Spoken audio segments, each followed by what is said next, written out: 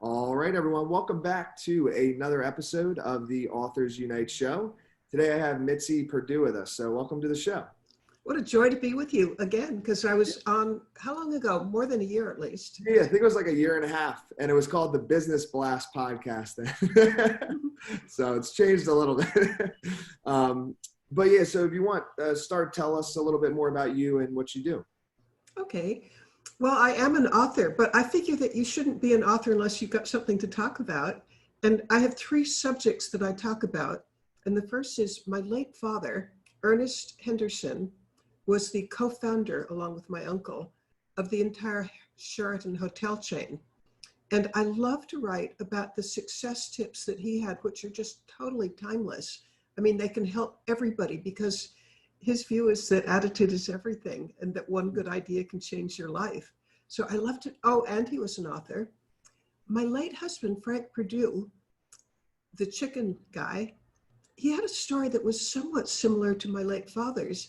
And that is, Frank Perdue also had some huge obstacles to overcome along the way to success. And for myself, I've now written, I think it's 22 books.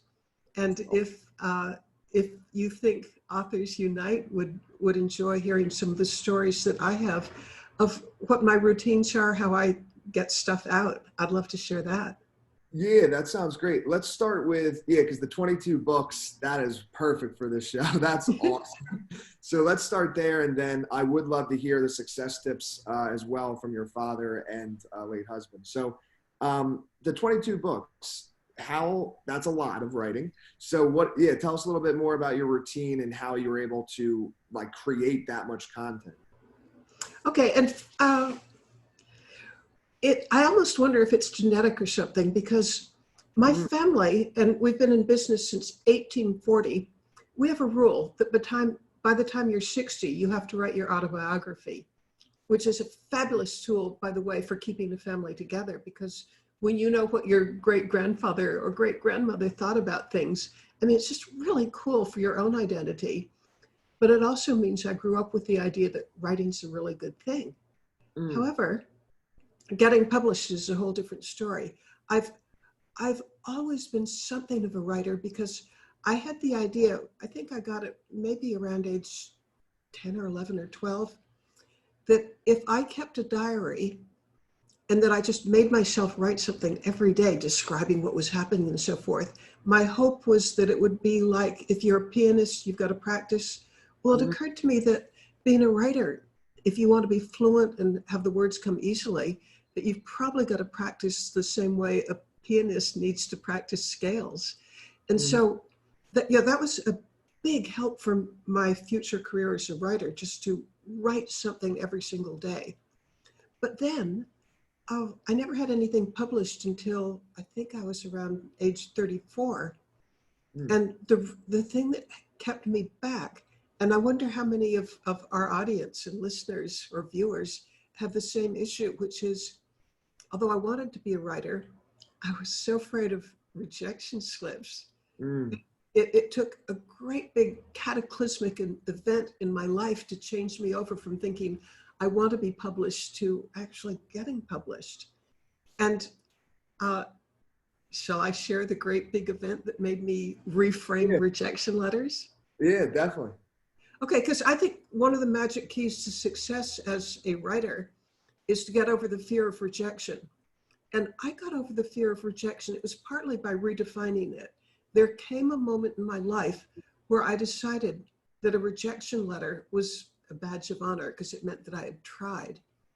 But I came to this conclusion because I was living in California when I was 34 years old, and I had a tenant farmer for my rice farms. And this man had an unusual story. He had an IQ of over 200. And that's like 1 in a million. Yeah. And he had always expected that, he knew he had been given this great, big, wonderful gift of more intelligence than most of us can even imagine. And to repay the debt that he felt for having been given this gift, he wanted to write a great book. And so for pretty much all his life, he was collecting articles and writing his thoughts and whatever. And the book that he was going to give back to humanity was called Life, an Owner's Manual. I mean, that's pretty ambitious and pretty great, right? Yeah. But the thing is, at age 68, and this man's working for me, he told me that he had a fatal disease. He had heart disease so severe that they couldn't keep him alive long enough to do a quadruple bypass surgery, and that, this was curtains.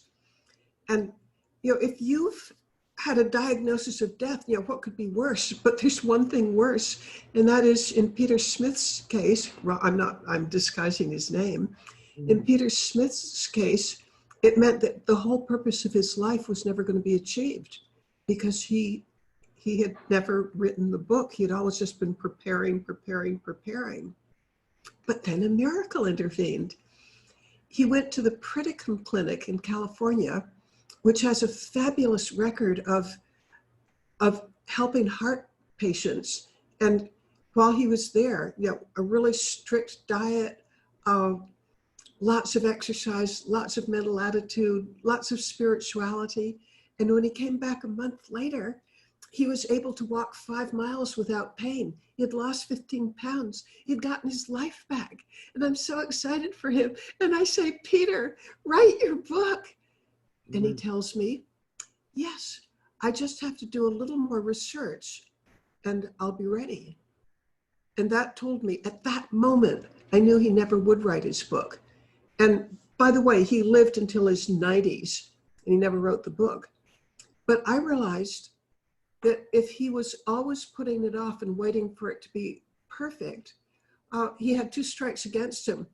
One is, if you're always waiting for it to be ready, you'll never be ready. And second, I was pretty sure, knowing him pretty well, that was holding him back was fear of failure. He was afraid that if he submitted the great book and it was a failure, it would be the end of the whole purpose of his life. But listening to him saying that he was just about to write the book and realizing that he never would, it became totally clear to me that I'd been held back by fear of rejection slips and that I needed to redefine failure. And because watching him, I realized he had done the only thing that's absolutely guaranteed to create failure, and that's not to try. And so I told myself, okay, it's going to be part of paying my dues to have a whole collection of rejection slips that, except for extraordinarily talented people, of which I was not one, success doesn't drop in your lap. You have to put yourself out there, and each time you've tried, you're going to be farther along the road to success as an author, because you've tried, you've probably learned things from your mistakes, you've probably read books in writing, maybe you've attended courses, but you just bit by bit get farther along the road to success. And maybe success happens in weeks, maybe it happens in years, but that you've got to put yourself forward, go out on a limb, risk the rejections. And okay, I don't know how to make a rejection not sting, but you have to get past it because you're paying your dues. Yeah, no, there's so many lessons in there. I think that's one of the biggest things with the first thing that you said, is that people, I think they think they are either good writers or bad writers. And it's like this thing that like and hey, some of us are definitely born with, we're better at some things than others naturally. That's true. But if you want to become good at writing, write every day. And I feel like a lot of people don't think about that. They're just like, no, I'm not a good writer. I'm like, well, try writing every day for a year. Maybe you'll be a good writer after that, like possibly. So I think I can almost guarantee that you'll develop a fluency. You'll realize how to make transitions or how to organize it, or practice is, how about completely and 100% essential? I mean, yeah. I'm not willing to believe that there's a single person who can get there without a lot of practice. Yeah, agreed. And like you were saying too, is the perfection thing. I find out with a lot of first-time authors that I work with, they are so nervous, like right before the publish, like they're very like cool, calm, and collected the whole way through. And then once the project is finished, and we're about to hit publish, that's when, you know, they get really scared because they're worried, like, what's the first book review going to be, or like and you have to really let that go, I think. So I like how you've kind of spun it. Because look, you're going to get some bad reviews. Not every review is going to be good. And actually, in my opinion, that's kind of a sign that your book is reaching a lot of people when you do get your first like 1-star review on Amazon. I remember mine. And I was like, this is, I wasn't hurt by it. I was like, okay, like this is starting to actually, you know, maybe kind of tick some people off. This is cool. But, you know, that makes me think of a lecture I heard from a guy called Willie Jolly, who's an absolute star in the National Speakers Association. He's about as high as you can get in an organization. I think it's got somewhere in the range of 5,000 members, and he's just right at the top. And the lecture that he gave was, or that I heard, was you have to realize as a speaker that in any audience you ever address, large or small, even if you've been doing it for 40 years and you're a star, there are going to be people in the audience who hate what you have to say. It just comes with the territory. You said it is completely mathematically impossible to please everybody because people are so different. One person likes one thing, one likes another. And so when I get a bad review, after I recover from wanting to jump off a bridge, which I can do quite quickly, that is recover, not jump off the bridge. I think of Willie Jolly, and that even if somebody as eminent as him is going to get feedback that they hated everything about him, well, who am I to complain? Yeah, no, definitely. Like I remember too, the review said, because my first book was short, the review said, this is not even good enough to use as like a doorstop.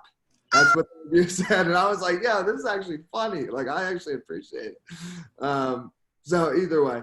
I do want to touch on, because I don't want to forget, like family-owned businesses, because I think there's, you know, I grew up in a small town, Bucks County, Pennsylvania. It's Doylestown is the name.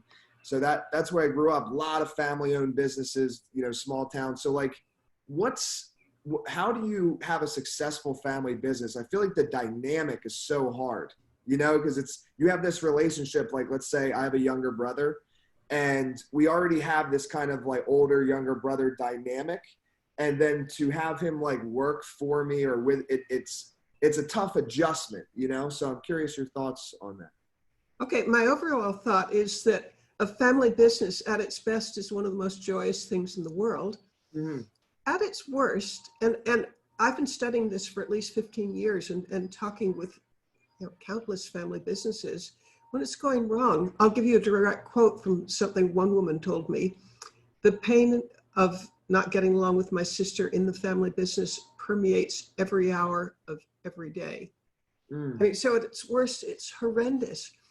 I know of a woman who was so angry at her brother that she told me, if I attend my brother's funeral, which I don't think I will, but if I do, it will be so I can jump on his grave.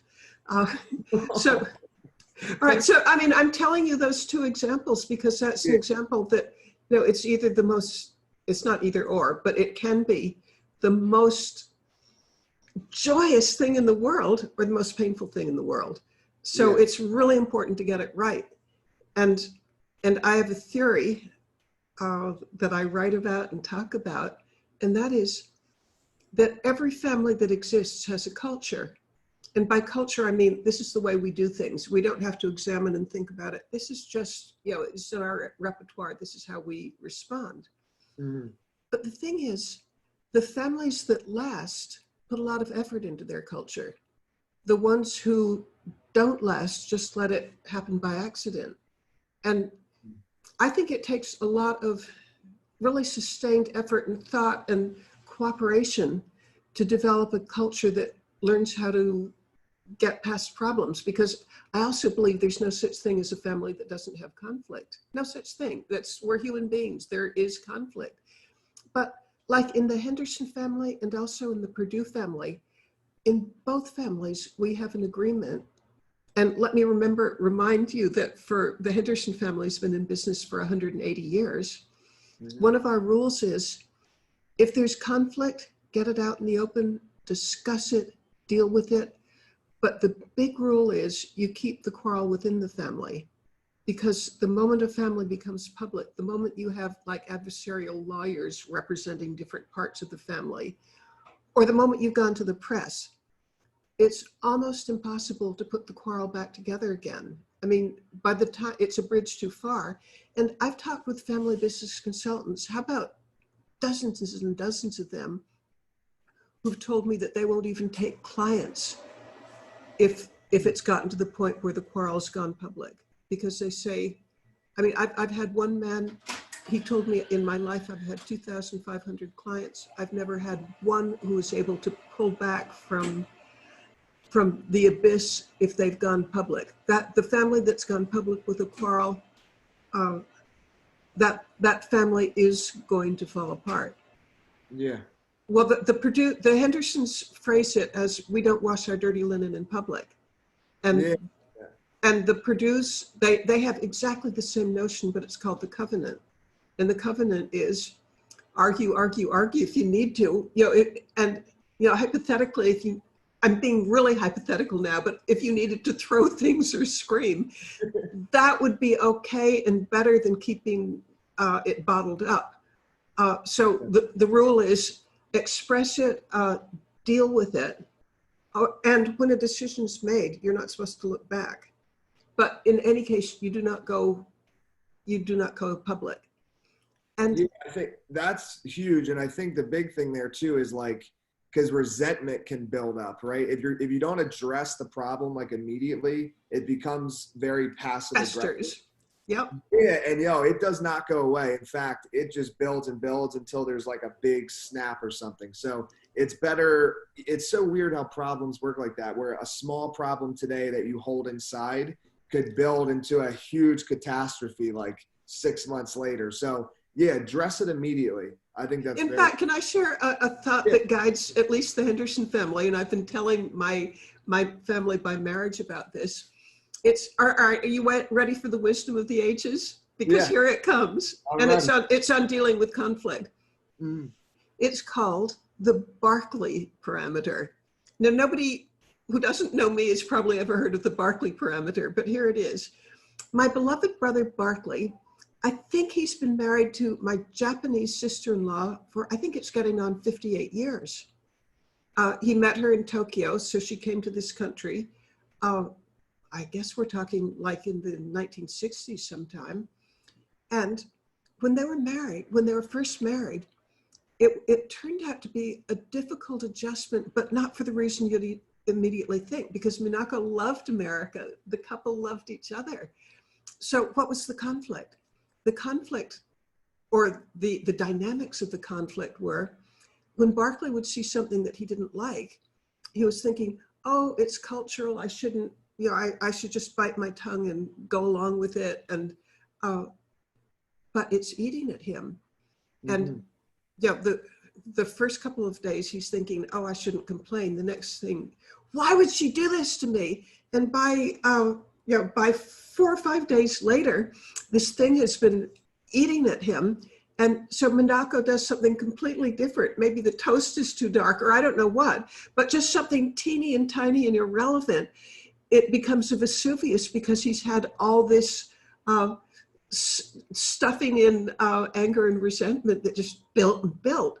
Yeah. And so he came up with the idea that he would time how long between he was irritated at something and he'd address it, he'd bring it up. And he discovered that the shorter the time, the less the problem.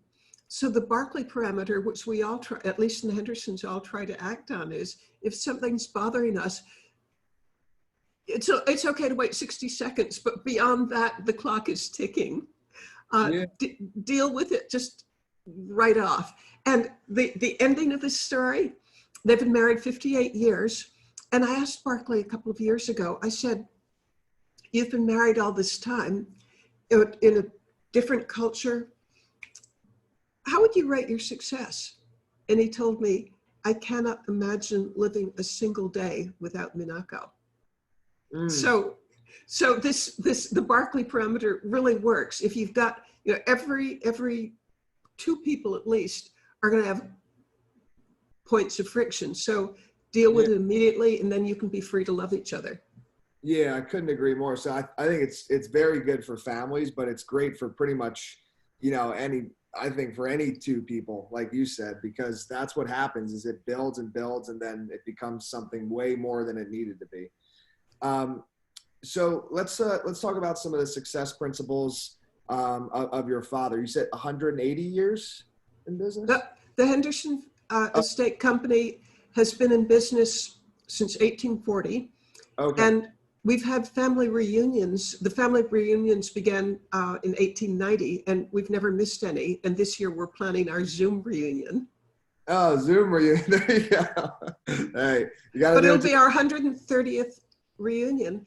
And, I mentioned earlier that at its best, a high-functioning family is just one of the biggest sources of joy in the world. Yeah. And I regularly, because right now, I have the position of being the assistant matriarch. Mm-hmm. That is, I'm the second oldest. And as assistant matriarch, there usually will be 70 or so family members who will show up at a reunion. Mm-hmm. And I make it a point to ask them, how important is the family to you? And how about the universal reply is, this is one of the most important parts of my life. It's my safety net. It's my identity. It's something to look forward to each year. It's, to come to have a reunion where you see your little cousins who you knew since age 5 and now they're in their 70s and 80s. It's just such a big part of identity that it is a joy-generating machine. Yeah. But that's a family at its best. And as I've mentioned, not all families are at their best. Yeah, no, definitely not. And I agree. I'm very close with my family, and I can't imagine not having the close-knit family. And that's why it's interesting. Like, the psychologists talk about this. I don't know if you could speak on it, but it's like how you grow up as a child, it has so much to do with who you become when you're older. So I'm curious, what was your kind of childhood like? What was your upbringing like? Well, first of all, I think I really had a joyous childhood. I mean, I don't know how I got so lucky, but one of the things that we were taught just from infancy, I mentioned that we don't wash our dirty linen in public, but there was another thing that we learned that I think is, actually there are dozens of things, but the one that's in my mind right now is you can't always be right. If there's an argument, one of the things that we were never supposed to do was, and this will sound jarring, but hear me through, that we don't approve of standing on principle. Mm-hmm. And you would think, but of course you should stand in principle. And our answer would be, no, of course you shouldn't. Because the moment you're standing on principle means that you're closing your mind to the other side. And we disapprove of closing your mind to the other side because, how are you ever going to get a resolution unless you honestly, sincerely, with an open mind and an open heart, listen to the other side? Yeah. It's a recipe for disaster if you think I'm right and you're wrong. Yeah. No, you're not going to get to joyous harmony if one of you is standing on principle and won't listen to the other. Yeah, I think dialogue and debate is, one of the biggest things we have. That's how we solve problems. And like you were saying, you were being hypothetical. Like, hey, look, if you need to get in the boxing ring, go ahead. But if not, usually, just some words and actually listening. And I think that's right. Yeah, go ahead. You get closer to people that way. Yeah. In fact, because of the Barkley Parameter, I'm very into airing whatever it is you're feeling. But in the process, you say who you are. You get to know the people better. I had what I feel was just a really blissful marriage to Frank because I always knew where I stood with him. He was, and he always knew where he stood with me. And I think you can love a person much more if you know who they are and they know who you are. Yeah. No, I agree. And so relationships too, like that's a big thing where you just address things immediately, because if not, then again, the resentment can build up. So I'm glad to hear that. And what were some of, oh man, there's so many questions. So there's your father and then Frank. So which one, I'll let you decide which, but I would love to hear some of like the core lessons that each of them, you know, had. And you wrote about both of them, I'm assuming, in the 22 books. So True. yeah. So I'd love whichever one you'd like to start with.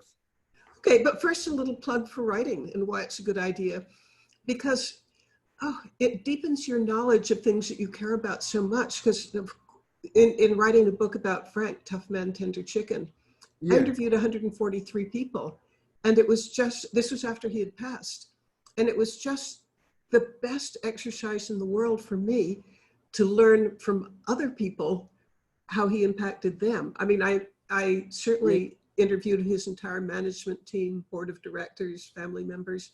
So, writing a book, we hope it benefits others, but I guarantee it will benefit us. And yeah, I'm glad you brought that up. It really helps you articulate your thoughts. Like writing is very, very useful, not just for a book, but just writing in general. Very good psychologically. It's good for you. It's good for you. Okay, but to answer your question about what I could learn from my father, what I learned from my late husband. Mm-hmm. Among the things that I learned from my father, he had a saying, one good idea can change your life. Mm-hmm. And many good ideas can bring you farther along to the road to success than you ever dreamed. And he used to put enormous effort into research. He was forever reading books, taking courses, attending conferences. I mean, he put himself in the way of good ideas. And as an example of that, I remember once, I was probably 10 or 12 or something. We were living in Boston, Massachusetts, and he went to attend a conference that meant a 10-hour drive to northern New Hampshire. And this was in the 1950s. And if you're trying to do math in your head of how old I am, I'm 79. No. But, okay, so we're in the 1950s. And by this time, I know he employed close to 20,000 people. He was a captain of industry. Time magazine used to write about him.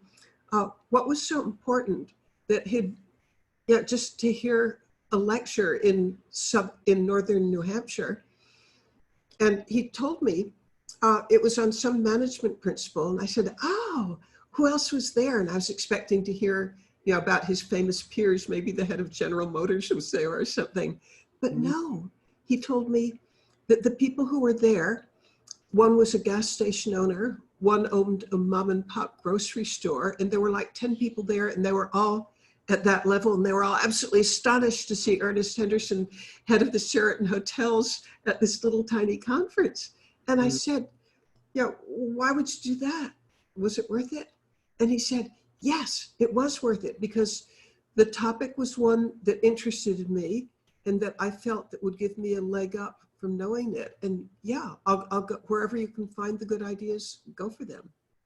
Isn't that a great lesson? Oh, I love that lesson. And it's one of the things I think too, that's really helpful for people. Like for me, I'll read or I do audiobook. I do like one audiobook a week at least, like sometimes more. And it's not just about like comprehending the book or like comprehending. It's more like the more and it never ends, the more knowledge you bring into your life. For me, reading actually gives me ideas. It's not, I don't really read sometimes. I don't read to comprehend. I more just listen to it while I'm on a long walk, and I'll be listening to somebody else's experience, the author, and then I'll get my own ideas because I'm comparing the author to where I am in my life. And I'm telling you, but that's the thing, is it never ends. And you got to be open to all of the knowledge. And I think sometimes what happens is they get so deep in one niche that they'll stop, taking on personal development knowledge or other business knowledge. And it's never ending. And actually it should be fun. A lot of people think reading, at least when you're younger, I think that's kind of the schools, but reading is kind of not fun. I find it to be so much fun. I love to learn. That's why I do these interviews, because I'm fully in present, and I'm wanting to learn from you, this is awesome. So, but that's a compliment for all of our listeners or viewers, because they share our view that, I'm going to use my late father's way of formulating it, but one good idea can change your life. Many good ideas can put you farther along the road to success than you ever dreamed. Yeah. And so that is a compliment to everybody in our audience right now. They are putting themselves in the way of good ideas. Mm-hmm.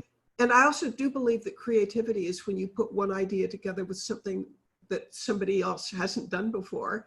And how are you going to get all those good ideas to put them together unless you are absolutely flooding yourself with new knowledge? And what you and I have in common, among other things, Tyler, is I also have a huge audible.com bill because I try for a book a week also. Yes, that's awesome. Oh yeah, my Audible library is crazy. There's a lot of it. And I'm also a big believer in, this is again repeating or underlining something that you said, but I observed in my father and my husband that their reading habits were not narrow and constricted. Like Frank Perdue, oh good Lord. Well, he did have a favorite topic that he'd delve into because he loved to read about the founding fathers. He loved military history. He loved whatever the Harvard Business Review was saying. I remember just being fascinated watching him talk with somebody in the morning about baseball statistics and in the afternoon talking with the Librarian of Congress about an Empress of Russia and the latest book on her. I mean, he just had such a broad array of things to draw on. It always amazed me. In fact, a quick story about Frank. Yeah. He got fascinated actually by many characters, but among them, Hamilton, the Secretary of the Treasury, founding father, got so interested in him that we actually traveled to the island of Nevis to see his birthplace. And there was a museum there. We go into the museum. There's a woman who shows people around, a docent. And, you know, Frank's just fascinated by all the relics and pieces of history there. And, you know, he's explaining some of it to me. And then I noticed that the docent is starting to ask him questions. And as we go through the entire museum, I swear he knew more about every single one than she did. And she was just like a student in the presence of the professor because he knew so gosh darn much about Hamilton. Yeah, no, that's awesome. And you put yourself like in the environment, which is cool too. Yeah. Whether you're spiritual or not, it's like energetically, I think that's really cool. Well, and you know, another one that he admired was Carnegie. And I think I'm talking Andrew Carnegie, not Dale Carnegie, although he admired Dale Carnegie also. But Andrew Carnegie, he went to, I think it's called Dumfries, just to kind of absorb whatever he could about Andrew Carnegie. Frank was a deep diver. If he got interested in something, you know, he'd just make his business to dive into it. Yeah, I love that. I think that's a pretty common like quality of successful people. Like, would you kind of say he was like kind of extreme? Like if it was something, meaning not in a bad way, but in a way of like, if he wanted to learn something about a topic, he would go all in on it. Like there's no chance that it's not happening. Like we could almost say obsessive, except I wouldn't describe him in general as obsessive, but when he wanted to know more about Hamilton, read everything you can, even go there. Yeah. So yeah, he was very much into deep dives. But on the other hand, if he wanted to know about constructing a grain elevator, he had put the same kind of effort into it. Like he might telephone 50 different people throughout the United States or the world, for all I know, who had grain elevators and ask, you know, what do you do about this? What do you do about that? What's the tensile strength of the steel that holds the thing in? What's the angle of repose that the grain would be at if it weren't constrained? I mean, the degree of technical stuff that he'd get into before he'd build a grain elevator, it was staggering. It was amazing. Yeah. It was a privilege to see somebody who did such deep dives into whatever interested him. Yeah, no, I love that too. And so your father's business, 20,000 employees, and how many employees does Perdue have? right now, I think it has over 20,000. At the time of Frank's passing, it was exactly 20,000. And I'm almost getting superstitious. How does it happen that I'm associated with two men who each started with no employees and ended up, each of them separately in different businesses, employing 20,000 people? Yeah, 2020. That's wild. 2020, I never thought of that, but yeah. So I'm curious, like, and maybe they both did it differently, but 20,000 employees is like a lot of employees. So I'm curious, do you have any, I'm sure you do you have any insights on like how to scale something to that level? Because it seems almost like not fathomable. You know, even 100 employees seems like a lot, you know? Well, I would love to have them read my book, Tough Man, Tender Chicken, because, oh yes, that's unthinkably a lot. And also, the Perdue family has been in business for 100 years, and only 1 in 1,000 businesses make it that long. So, yeah, not only was it long, but it's big. And yeah, I think it's long-term thinking probably too. Then is a lot of it, right? Because you guys, both these businesses are trying, like, this is forever, hopefully, right? Like, so. By the way, we did sell the Sheraton hotels because that was just one of the things that the Henderson Estate Company is in. So when my father died, even though he founded it, we did sell it, but we invested it in other investments, which have been a good thing. Yeah. But back to what it takes to scale. Yeah, like that. I guess. Do you know what the first employees were, like what their roles were, and then kind of. I interviewed them. Oh, great. Okay, yeah, because that's where I think a lot of people struggle. Is they're like, let's say they're a solopreneur, and then they start to make some money, and they're like, who should I hire first? And then like, how do I build out the structure? And then 20,000. I mean, you're talking. That's a whole other thing. But like to start, you know, what would you recommend there? To start. Well, both men independently told me that the secret of their success was the people they worked with. Frank put extraordinary effort into selecting people. In fact, here's one of the things that he did that might be useful to others.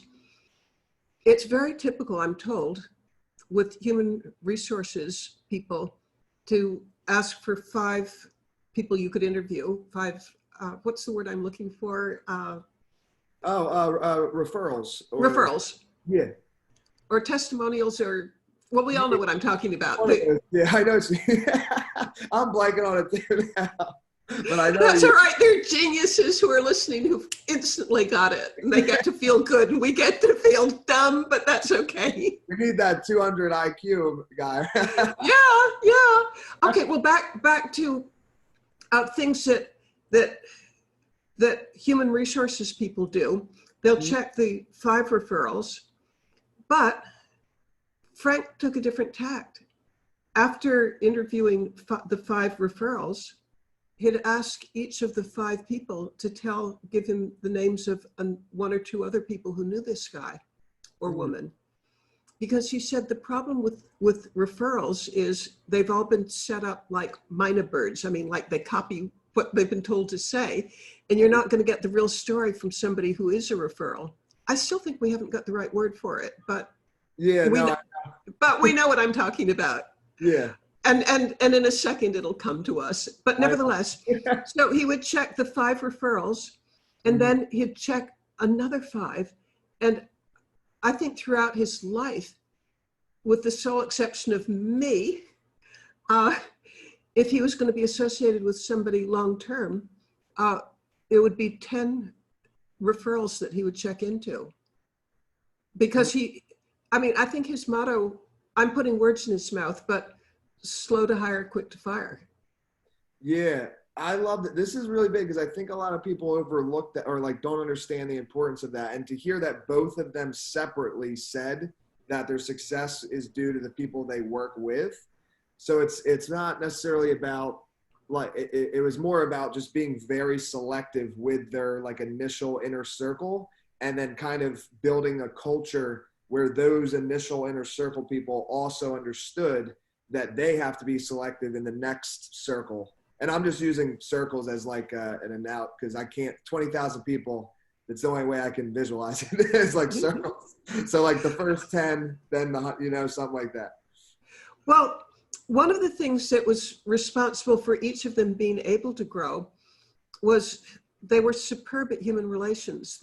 There was a saying both at Sheraton and at Purdue that let's start with my father, that if you started working for my father, you stayed with him for life. And pretty much the same with Purdue. The saying there was, if you lasted 5 years at Purdue, if you were there for 5 years, we had you for life. Mm-hmm. That's amazing. So yeah, but Father had something that kind of explains it to my mind. He said, people have a compulsion to live up to or down to your expectations. So I think that he was very good at putting high expectations on people. And I'd love to share a quick story about it. Oh, I'd love to hear it, yeah. Okay, this comes from the 1930s, and yet I think it so applies to today. Back in the 1930s, which is when the Sheraton hotel chain got its start, it was a time that has many things in common with today, the 2020s, which is depression, discouragement, people running away from real estate. Hotels were, people assumed that you could never make money from a hotel again, and people were dumping hotels as fast as they could. Mm-hmm. And that meant that Father, his first hotel, he was getting it for pennies in the dollar because nobody would bid against him. Well, how was he able to turn a whole industry around that everybody was running away from? And I asked him this as a child, so I have it straight from the horse's mouth. He said that whenever he'd take over a hotel, the first thing he'd do the day he took possession, he'd assemble maybe 400 employees, could be 800, in the hotel's ballroom. And he knew that everybody there was demoralized because the hotel was teetering on bankruptcy. Nobody wanted it. It had gone to seed. And this was a period when there was 25% unemployment. And Father knew that on their minds was, if I lose my job, it's the breadline. I won't get another job because nobody's hiring anybody. Yeah. So he has, let's say it's 400 people in his audience, and he stands up there in front of them, and the first words out of his mouth are, I want every one of you to stay and keep your job. And that's what he said to begin with, because he knew enough psychology to know that they're probably not even listening to him if they're so busy worrying, what's he going to say? Am I going to keep my job? So he just clears the deck with that. And then he tells them why he wants them to keep their job. He said, because I believe in you. I know that nobody knows your job in this hotel. Nobody in the world knows your job better than you do. And my job is to give you the resources and the encouragement to show the world just how good you are. Because together, we're going to turn this hotel around. You'll see in a few months, it's going to be the most popular hotel in the city. It's going to be the best served, the most financially stable. We are going to be an example to the whole city that things can turn around.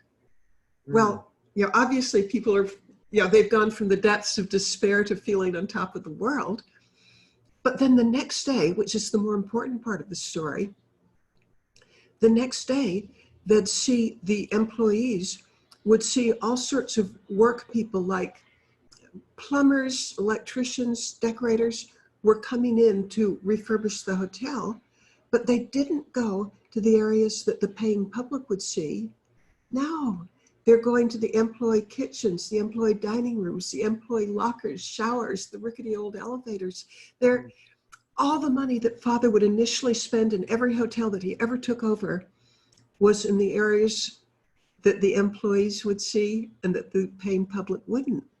So I asked him, why did you do that? And he said, because he wanted to communicate to the employees how important they were. And this was a tangible, visible way of showing them that he believed in them. Mm-hmm. And I also asked him, why did you assure everybody that they could keep their job? Why didn't you sort of hold back and make them earn it? And his answer was that if you want people to do what you want them to do, there are 3 approaches to doing this, and 2 are pretty much rotten, and 1 is excellent. Mm. And the first one the first two, by the way, are the rotten ones. The first one is, he said, I could stand up there in front of everybody and I could tell them, shape up or you're fired. And he said, that's intimidation. You probably could get some compliance, but it's grudging.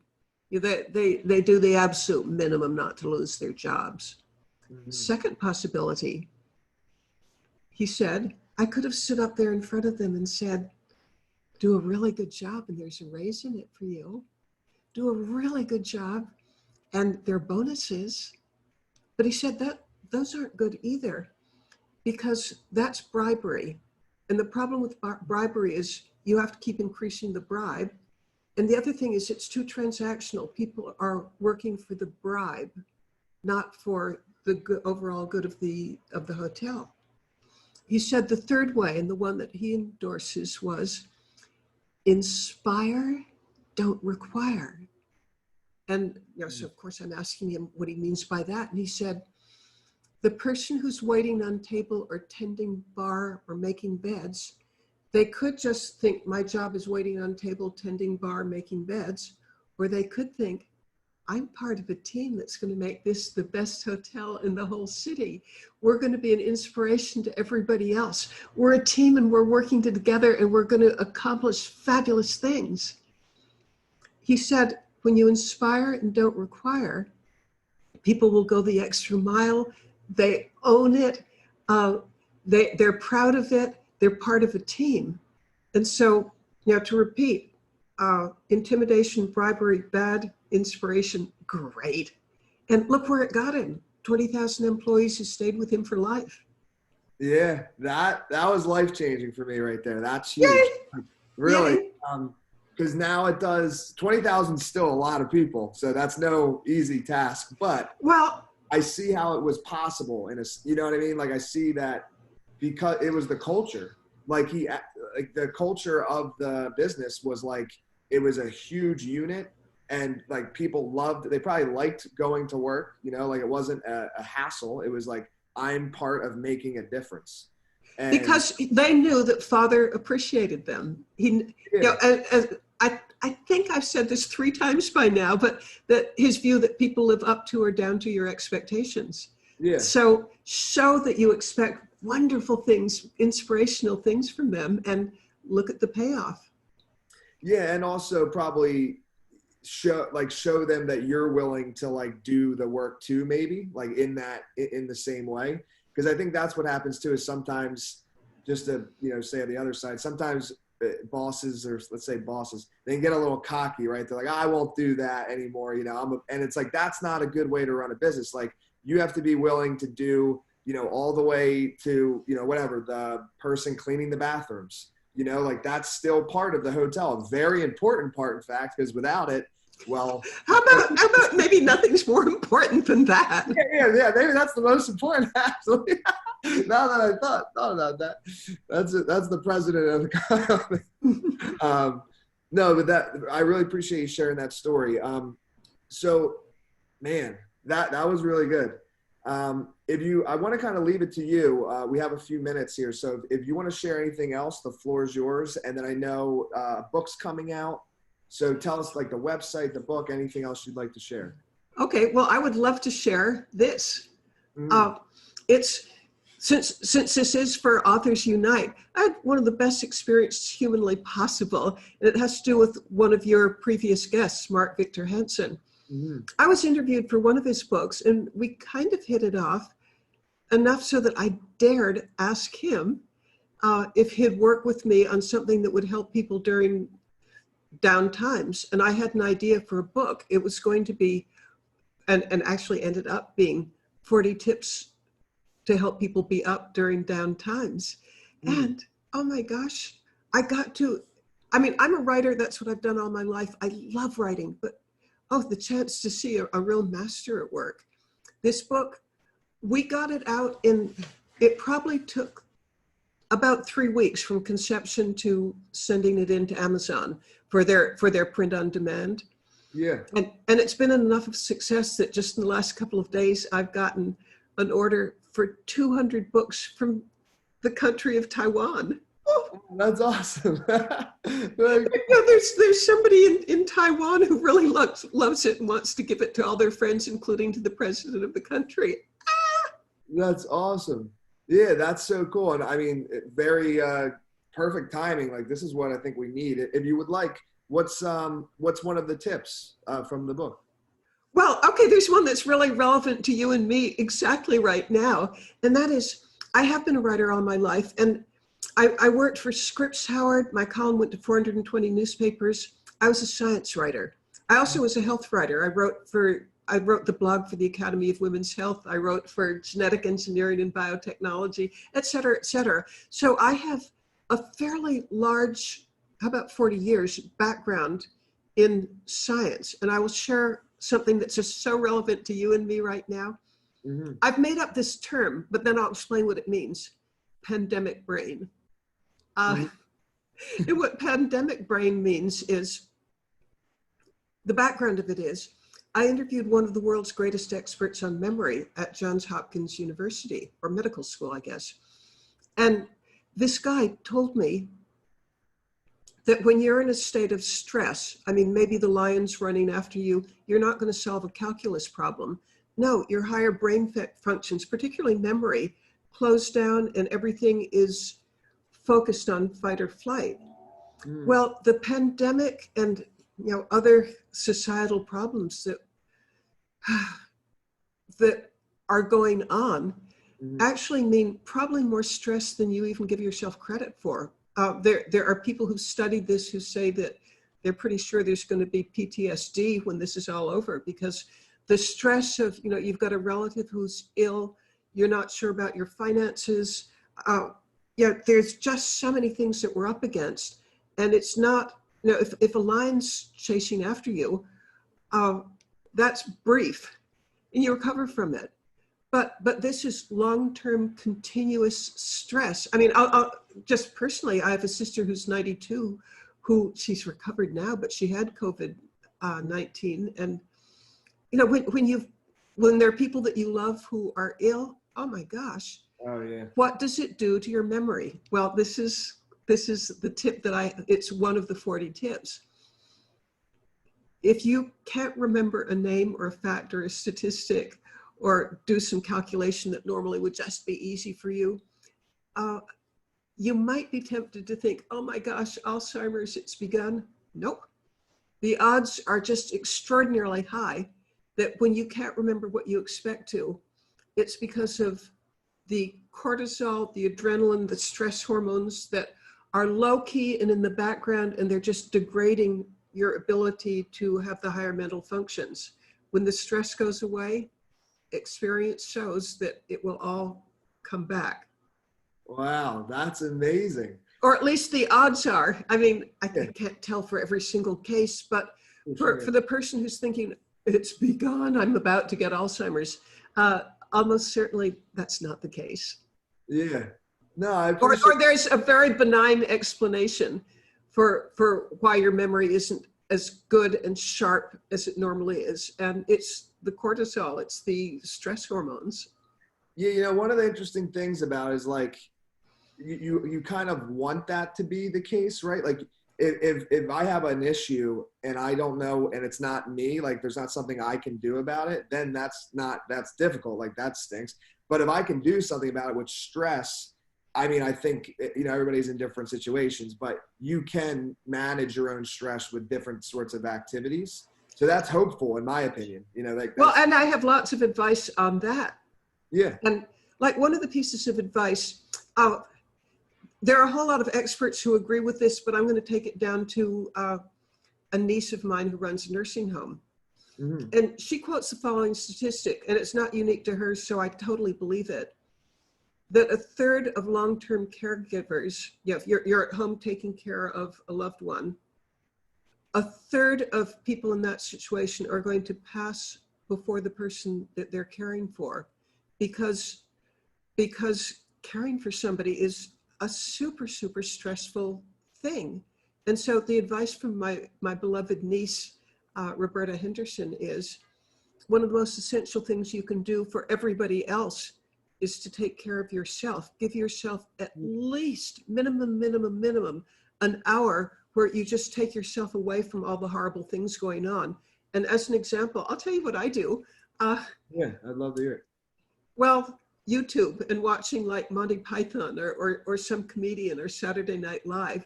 Or if it's bad enough, I'll just start watching baby elephants being rescued and or baby koala bears being because it puts your mind in something that's more soothing. And then another little piece of advice that I'm not going to give it to everybody, but if it applies to you, this is the advice. Put yourself on a news diet. If the news is seriously upsetting to you, is it worth it?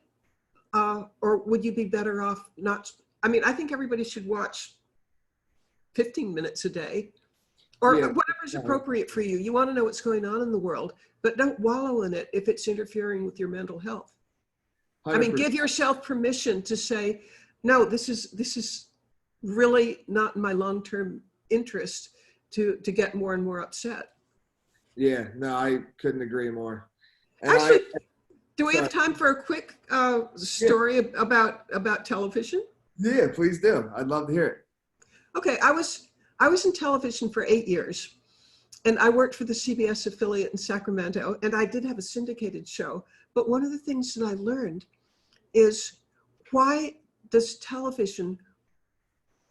you see so many things that are really upsetting and just like tear you apart?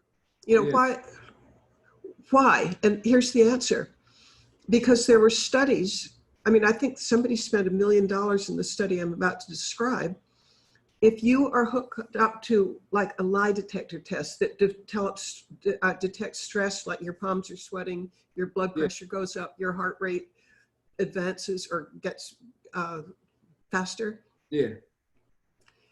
You may hate what you're watching, but if it has that impact on you, that stress response, it's almost impossible for you to change the channel. So if you're a news director or if you're a station manager, you really want the things that will create stress, because even if people hate what they're watching, they don't turn the channel and your ad revenue goes up. Mm. So know what you're up against. There are people who absolutely would like you to feel stressed because you keep watching. Defeat them. Don't do it.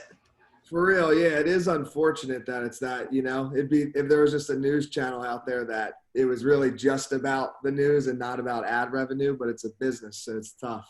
But that's interesting. I didn't know it was, I didn't know that's like the psychology behind it. That's an interesting study. Well, I've got to add a little caveat, which is the information I just gave you. I know that this study is about 35 years old. Whether it still applies, I can't know, but it sure looks as if it does. I think it does. Yeah, I do, because I mean, if you watch the news in the morning, it's, I don't know, at least I do the first 15, 20 minutes and then I'm on my life, but it's 90% of it is usually pretty negative. It's not like happy news, you know? Yeah. But yeah, thank you so much for coming on the show. I really enjoyed the conversation with you. Well, I've loved it. Thank you so much. It's, you know, having a chance to talk with somebody who's so into it and so responsive. It's pure joy. Thank you. Thank you so much. That means a lot to me.